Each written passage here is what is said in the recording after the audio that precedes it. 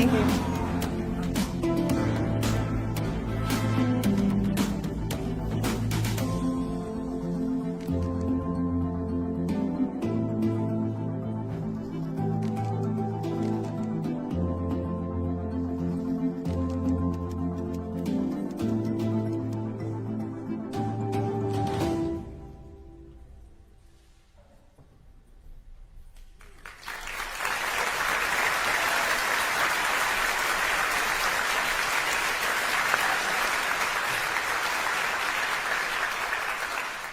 Good morning.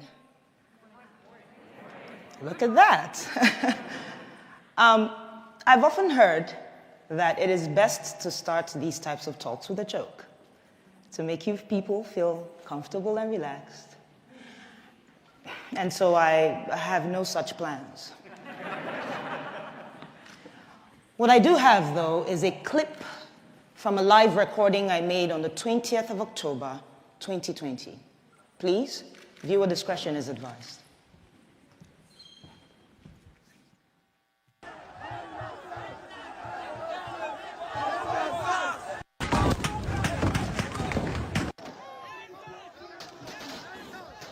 They're shooting us! They shot two people! Oh my goodness! What's your name? See somebody else. Everybody look at this. These are the bullets that were falling. They were falling by our side that we were dodging bullets. My name is Obianuju Catherine Ude. Don't worry, you can call me DJ Switch. I'm from Enugu State, which is in the southeast region of Nigeria. For years, young Nigerians like myself with interesting hairstyles, ripped jeans, iPhones, nice cars, have been harassed, extorted, illegally detained, tortured, raped, and killed by the Nigerian police, specifically a unit of the Nigerian police called SARS. SARS stands for Special Anti-Robbery Squad, and trust me, they truly are a special bunch. A special breed of armed robbers in uniform. A special group and gang of rapists with a badge. A special crowd of murderers with a license to carry a gun. For as long as I can remember, we begged and petitioned the Nigerian government to put an end to this corrupt unit. And to their credit, they complied, or at least it seemed like they complied. First, with the disbandment of SARS in 2016, then again in 2017, 2018, 2019. I know it's an abusive relationship. 2020, and I know we all won't be forgetting 2020 in a hurry. As the coronavirus ravaged the globe, back home in Nigeria, we were more afraid of another type of virus, SARS. On the 3rd of October, a video surfaced online where SARS officers shot a young man and fled with his Lexus SUV. We were outraged. But this was followed by the gunning down of an up-and-coming Nigerian musician. I'm a musician. Could have been me. At this point, the hashtag #EndSARS was trending all over the world. And thanks to Nigeria's biggest celebrities and artists, influencers who said, enough is enough, it is time we speak up. And so by the 8th of October, the streets of Nigeria were filled with young men and women protesting police brutality, and I was one of them. But it is the 20th of October, 2020, that has brought me here today. On that very horrible day, the Nigerian army, sanctioned by the Nigerian government, stormed the Lekki Toll gate, and this is a major roadway in Lagos State, by the way. No warning, no dialogue. Soldiers opened fire on unarmed, peaceful protesters with live ammunition. We cried, we braced, and we started to sing the national anthem, just with the hopes that They recognize we're not their enemy. It made no difference. As I laid on the floor, I remember a young man, he just jumped on top of my body and he was screaming, "Cover her, cover her." I couldn't really make sense of what the whole thing was about. He was struck by a bullet on his lower back.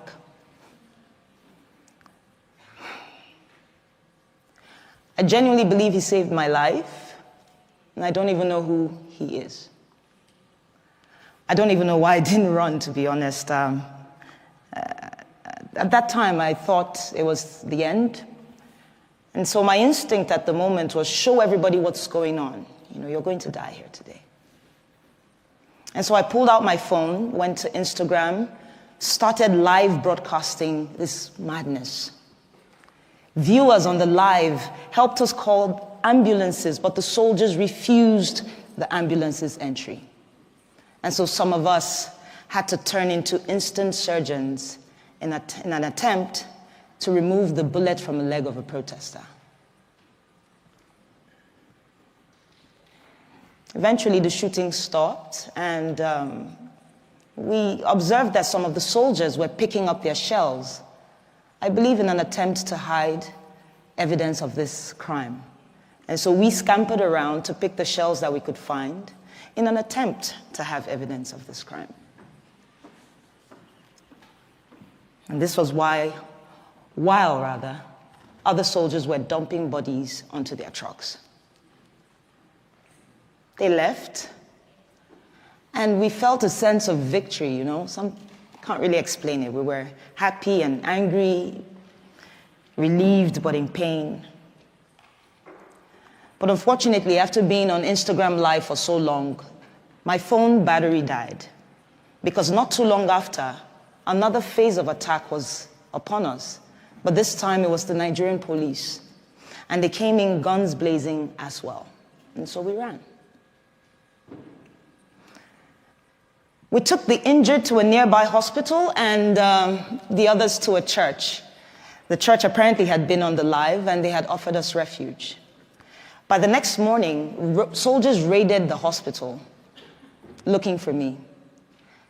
And I owe a great deal of gratitude and thanks to a friend and colleague who had called me earlier and said, put off the location on your phone and leave that hospital as soon as possible. And so it was barely 15 minutes after I left. But it didn't end there. My boss and his wife got threatening phone calls.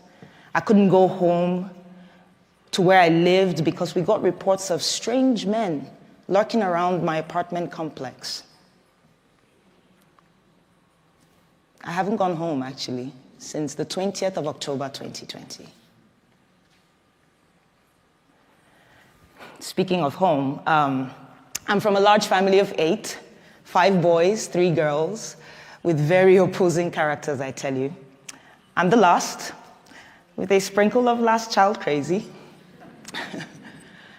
But I remember my parents, you know, they worked really hard to provide us with basic things: food, education, healthcare, security, allowances. All while teaching us to love and respect each other's differences. On the other hand, Nigeria is home to over 200 million brothers and sisters with different cultures and tribes and faiths and beliefs. Things and differences that the government has used for the longest time to pit us against each other. But the EndSARS movement swept that away, even if it was just for a time being. I witnessed protesters collaborating and helping each other. Protesters giving food and water to the same police who's been killing us off every day. Others provided security. Another group provided funds that were donated to them, I mean in the hundreds of thousands of dollars, for legal and medical attention to protesters who needed it. This is the real Nigeria. But the Nigerian government, much like an irresponsible parent, failed to see the opportunity as a learning curve, to listen to the cries of its quote-unquote children. Instead, they chose to deny these events and also moved swiftly to silence us. Starting with the Nigerian Minister of Information, Lai Mohammed. And yes, you heard me right. The Nigerian Minister of Information, our very own spin doctor. Yeah, his first name is Lai. It's inevitable, right? The pun is begging me. Lai called the shooting a fabrication of a massacre without bodies. He said I was a purveyor of fake news with the intent of tarnishing the nation's image, that I am a terrorist, amongst other things. The Nigerian army called the shooting fake and that I had made the whole thing up with a green screen. Yes, I have plans of heading to Hollywood after this speech.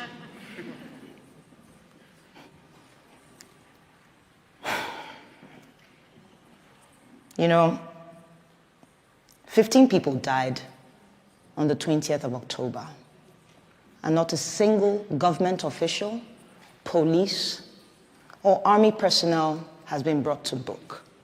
15, at least, all while singing the national anthem. As an artist and a DJ, I listen to music a lot, all the time. And I'm reminded of the legend, the artist, Fela Anikulapo Kuti. He was known for speaking truth to power with his art. And I'm reminded of his 1977 song titled Zombie. Here, Fela likens the Nigerian military to mindless zombies following idiotic orders. It was relevant then, it is relevant today, and it most likely will be relevant tomorrow, in the future. The same future that they say is in the hands of the leaders of tomorrow. But what we have tomorrow are recycled leaders of today who have failed to provide an enabling environment for young leaders to thrive and contribute.